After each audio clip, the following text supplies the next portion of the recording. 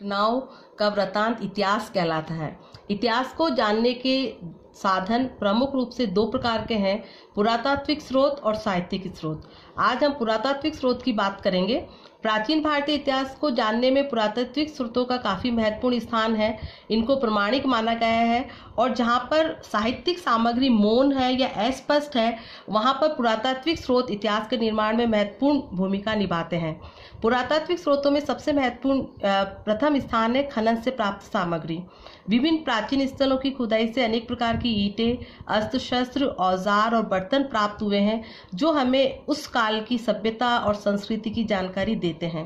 पाकिस्तान में सोन नदी घाटी में उत्खनन से प्राप्त खुरदरे पत्थर के हथियारों और औजारों से ज्ञात होता है कि भारत में 4 लाख से 2 लाख ईसा पूर्व मानव रहता था और उसने काफ़ी समय पूर्व ही खेती करना और पशुपालन करना शुरू कर दिया था। एक जगह स्थायी रूप से रहने में लग गया था।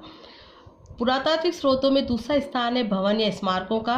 मोहनजोदड़ो, हड़प्पा, लोथल और धोलावीरा से अनेक इमारतें प्राप्त हुई है, जिसमें मोहनजोदड़ो का विशाल स्नानागार, हड़प्पा का अन्नागार और धोलावीरा का स्टेडियम और जलाशय प्रमुख है, जो ये दर्शाते हैं कि सिंधु सभ्यता एक नगरीय सभ्यता थी और यहाँ पर अनेक जन उपयोगी इमारतें वहाँ के नागरिकों के द्वारा बनवाई गई।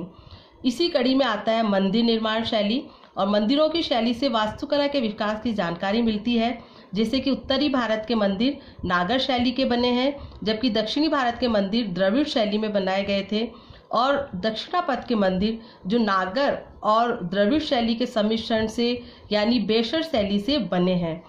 मौर्य काल के अनेक भव्य महल कुम्भलहार पटना से प्राप्त हुए हैं, जिनको देखकर विदेशी यात्री फाहियान व अन्य यात्रियों ने कहा था कि ये महल इतने भव्य हैं कि ऐसा लगता है कि या तो इन्हें असुरों ने बनाया है या देवताओं ने बनाए हैं, ये किसी मानव की रचना नहीं है।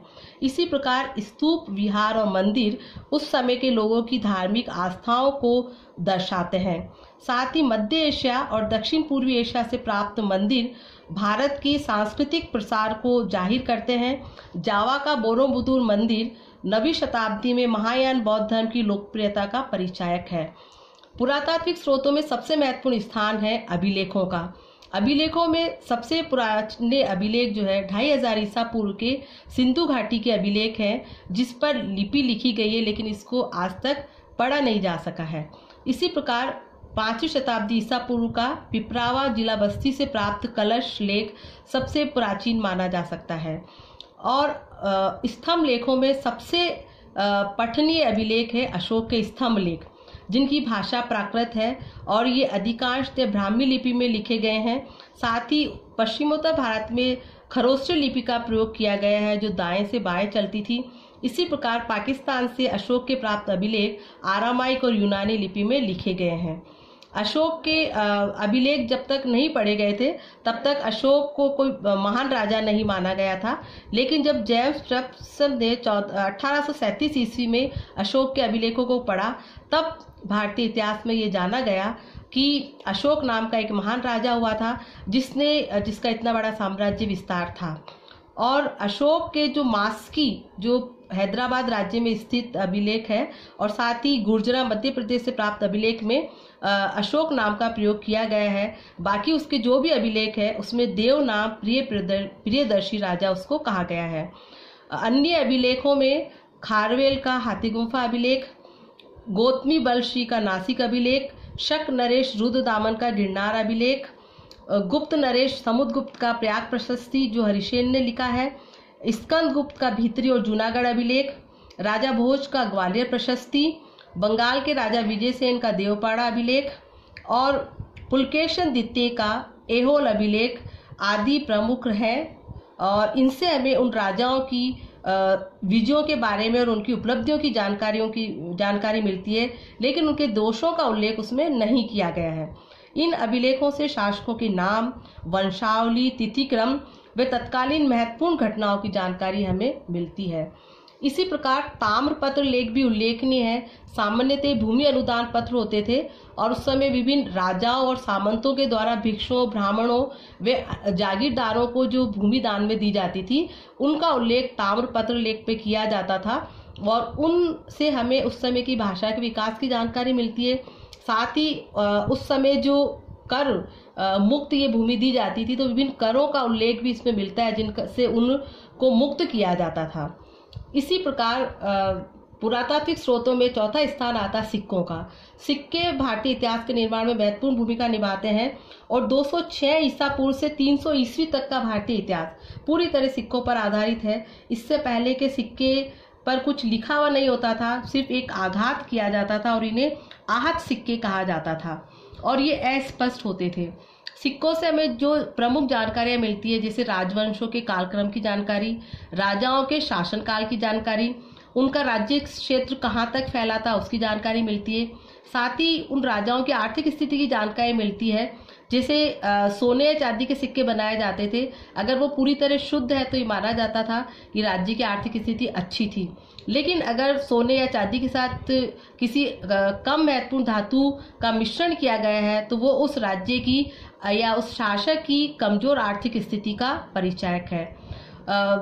सिक्कों से राजाओं की धार्मिक स्थिति का ये पता चलता है, जैसे कि कनिष्क के सिक्कों पर यूनानी, रोमन, भारतीय और बौद्ध देवताओं की आकृतियां अंकित है, जो इस बात का परिचायक है कि वो एक धर्म सहिष्णु शासक था।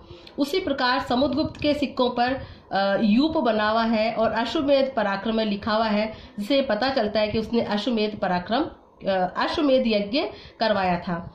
इसी प्रकार सिक्कों से राजाओं के अन्य उल्लेखनीय कार्यों की जानकारी मिलती है और साथ ही राजाओं के द्वारा कला के क्षेत्र में किए गए योगदान की जानकारी मिलती है। जैसे समुद्रगुप्त को उसके सिक्के पर वीणा बजाते हुए दर्शाया गया है, जो इस बात का प्रतीक है कि राजा जो है न केवल कला को संरक्षण देता था बल्कि स्वयं भी जो है कला प्रेमी था। इसी प्रकार सिक्कों की उपलब्धता के आधार पर राज्य की सीमा का निर्धारण भी किया जाता है।